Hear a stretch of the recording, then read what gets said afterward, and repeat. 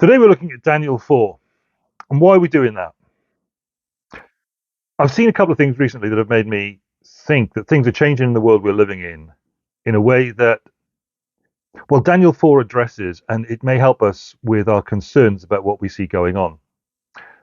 Firstly, I saw a comment from a guy I respect. He's been a missionary all his life and he's very well known. And he was commenting on the increasing authoritarian moves of governments in what we think of as democracies. And posting on X, formerly Twitter, he said, I will live to see the end of democracy in the USA, and my children will see the end of democracy in Europe. He's a guy who's got Parkinson's disease, and he's living with that and the way that's going. And, that was a sobering moment for me to see that. And then we've got this week the launch of an inquiry by the UK Home Secretary into the activities of British churches who are being characterized as promoting bogus asylum claims because people have come to the UK as refugees. Once here from their countries of origin, they are now free, as the believers that they were before, to publicly be baptized to declare their faith. And that's been characterized as really taking advantage of the churches, conning them that these people have become Christians and therefore using the churches to advance their asylum claims, to say they can't go back to their country because they have become Christians. Well, the book of Daniel came about in and for times when certainly democracy was not the experience of the then people of God. It's hubristic, excessively so, to think that any political system will last forever, said my friend on Twitter. But frankly, our current situation scares me. The situation of those guys in Babylon, Daniel and his friends, was one that could have been very scary. How is that addressed in the course of the book? Well, firstly, Daniel, Shadrach, Meshach, and Abednego, there were four of them. Their situation, what was it? They'd been living in God's country, supposed to be protected by him. But their people had been, there's that word again, hubristic, arrogant, proud, and rebelled against and turned against God. And God took their country down using the Babylonians, and the boys were dragged off to Babylon with every other bright and best lad from Jerusalem, and made a study to become experts in the fortune telling of the brutal Babylonian Empire. That was their situation. They were living under a brutal, non-democratic regime. And secondly, then, and this is the second thing we're looking at, how does God make sense of brutal, absolute government for those who are subject to it? Well, in Daniel chapter 2, Daniel was set the impossible task of telling the king what the content was of a scary dream the king had had. Impossible for the best of Babylon, which took pride in its fortune tellers, dream interpreters, and all those things, tellers of the future. But with the executioner at the door, Daniel declared that his God was the God who could reveal mysteries, and then God did so for him, to cut the long story short. And the chapter ends with King Nebuchadnezzar declaring that Daniel's God was the God who reveals mysteries, things we don't understand.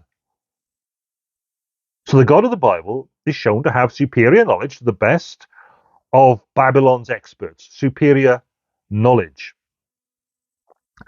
And then in chapter 3, the next chapter, this proud and brutal king makes a huge statue of himself and requires everyone who is anyone to worship the statue, which we know, because we've read chapter 2 carefully, is a statue of him. And the Jewish lads just don't get down and worship. And the penalty for them is to be thrown into a fiery furnace, heated up to full power. And the biggest and strongest of Babylon's warriors are commissioned to tie the boys up and throw them, Shadrach, Meshach, and Abednego. Somehow Daniel's not involved. Shadrach, Meshach, and Abednego throw them into this fiery furnace. And they go to the door and they throw these boys in. And the strongest of Babylon's warriors are burned to death, throwing the three Jewish lads in. But the three lads are seen walking around wearing highly combustible clothes, with only the ropes that tied them consumed in the fire, along with another figure who is said to look like a son of the gods. Well, Neb calls them out, and out they walk, and they stand there, not even tainted with the smell of the fire. And King Nebuchadnezzar declares at this point that God's strength and power is greater than his.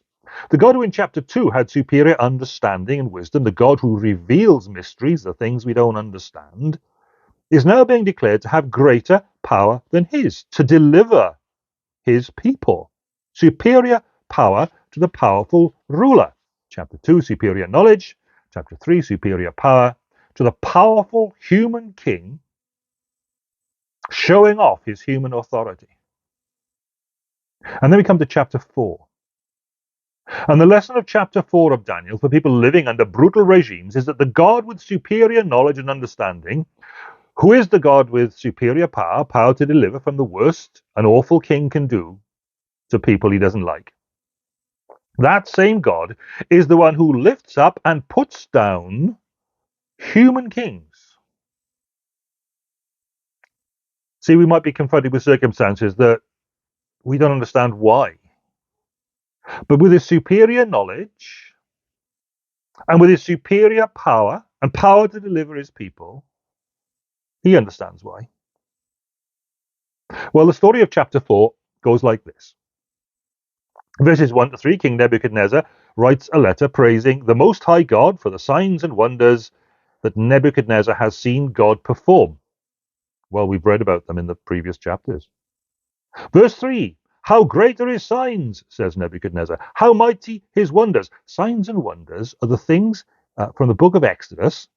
Signs and wonders specifically are the things that God used to show Pharaoh, king of Egypt, that he should not oppress God's people anymore.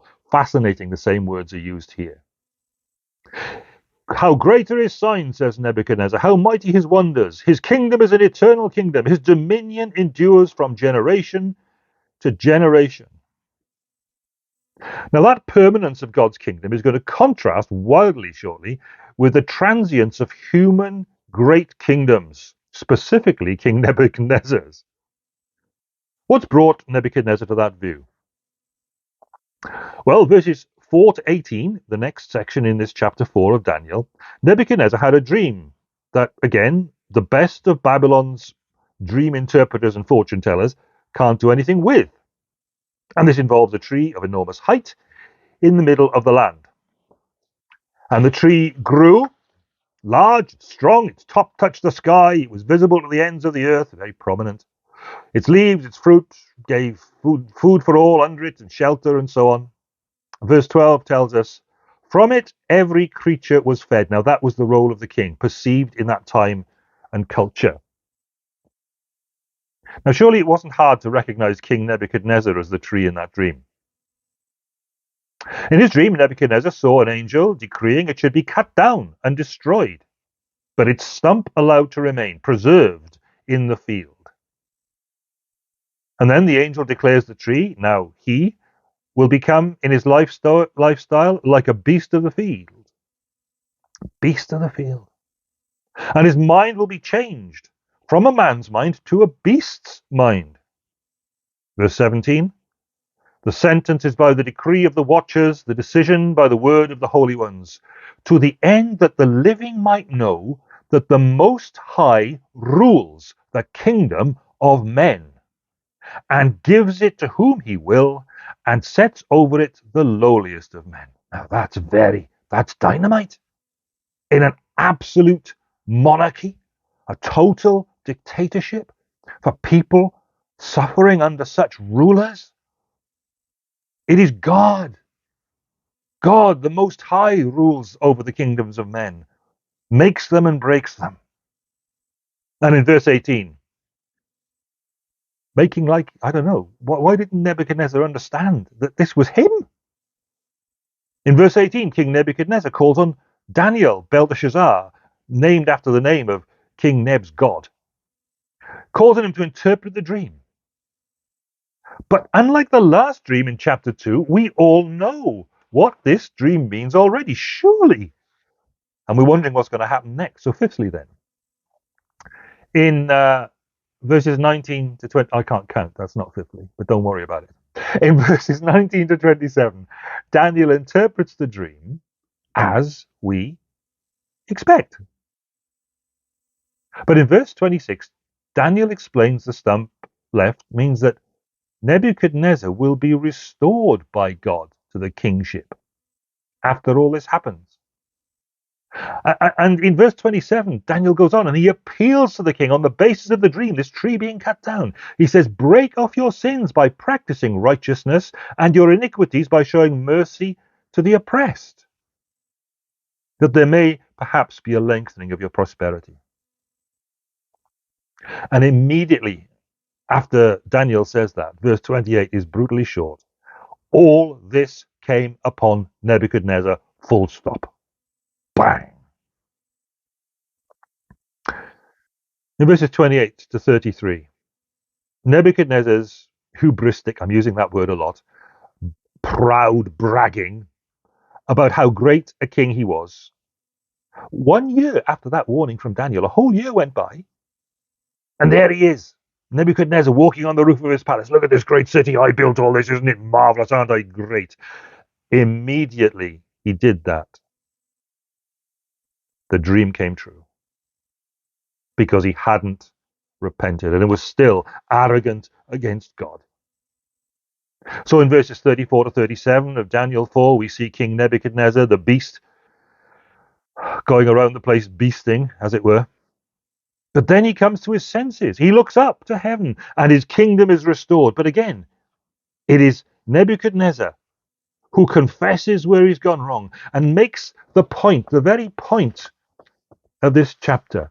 Nebuchadnezzar praised and honored the Most High, and praised and honored him who lives forever, for his dominion is an everlasting dominion. Neb has learned the contrast between God's kingdom and even the greatest of human kingdoms. His kingdom, his dominion is an everlasting dominion. His kingdom endures from generation to generation. Verse 35, this God, and here comes the lesson for lads living under violent and brutal government and regimes. This God, he does according to his will among the host of heaven and among the inhabitants of the earth. And none can stay his hand or say to him, what have you done? Nebuchadnezzar's making this point, teaching us this lesson. Nebuchadnezzar's kingdom then gets restored. Nebuchadnezzar teaches the lesson for us. Verse 37. Now I, Nebuchadnezzar, praise and extol and honor the King of heaven. Huge turnaround. Before he praised himself, and now he's learned that the great one is actually God. For all his works are right and his ways are just, and those who walk in pride he is able to humble. Doesn't he know it? The same sort of point made by him at the beginning. And suddenly, King Nebuchadnezzar has learned to be a very good preacher, or perhaps an exhorter of faithful people, living under an awful, brutal, violent, and authoritarian government. You see, verse 35 acknowledged all Daniel said he taught when interpreting the opening section in verse 25. None can stay his hand or say to him, what have you done? The trouble is that when we have to wait and have to take it, even if we know this, we have to stick it out. When it seems we look like dead ringers to lose in that conflict with superabundantly powerful, awful human oppressors, we grow impatient and we despair.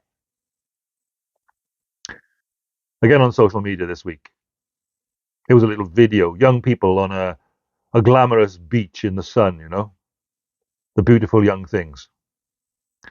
And there was an attractive young woman on this. It looked like a tropical desert island, beautiful blue seas, golden sands, and, a little bar and a palm roof on the beach. Attractive young woman there. She looked strong. She looked confident. Let's say she was a fine example of youth, right? Obviously, there was another guy there who was obviously her physical superior, a male. And they set up for an arm wrestle on the bar. And you think, this girl, she's got nothing against this guy who is completely ripped, full of muscle. She looked as if she hadn't got a chance and he's going to dominate her. But she holds her arm up. And they adjust their grip. And the contest is on. And there are people all around watching what's going to happen. She's working hard to keep up. But she hangs in. And it goes on. And it goes on. And it goes on. And she's still there. Bulging muscles. And after a minute or two, the faces begin to colour up on both of them. And she holds on. And there are members of the crowd cheering for either side. And the muscles begin to colour up as they are perfused with blood with the effort that's being deployed. Hyper-perfused with blood to fuel those muscles. And finally, she sees this small opportunity. And she seizes it. And when she goes for it, well, she's held out. All she needed to do was to wear her superior-looking opposition down, you see. And when she goes for it, she slams his hand down. We need to hold on in the sure and certain knowledge that our God is the one who reveals mysteries, superior knowledge, the one who delivers against all brutal odds of a terrible punishment in a fiery furnace of trial, superior power. Our God is the one who brings down the mighty from their seat and exalts the humble and meek who hold on, who hang in. Superior divine authority. Message of Daniel 4 for people living under regimes that are not favorable. He has superior knowledge, wisdom, and understanding. He has superior power to deliver his people, should he see it wise to do so. He raises up and lays down the arrogance of human authority and rule. So hang on. Hang on faithfully to him, because he is the God who knows. He is the God who delivers. He is the God who delivers final relief from human wickedness in places of power.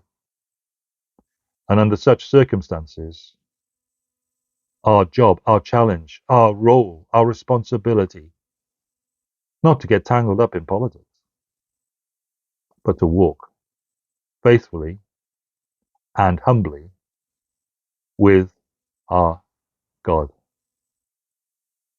God bless you. Let's continue to pray for kings and those in authority, that we might live quiet and peaceful lives. Have a great week.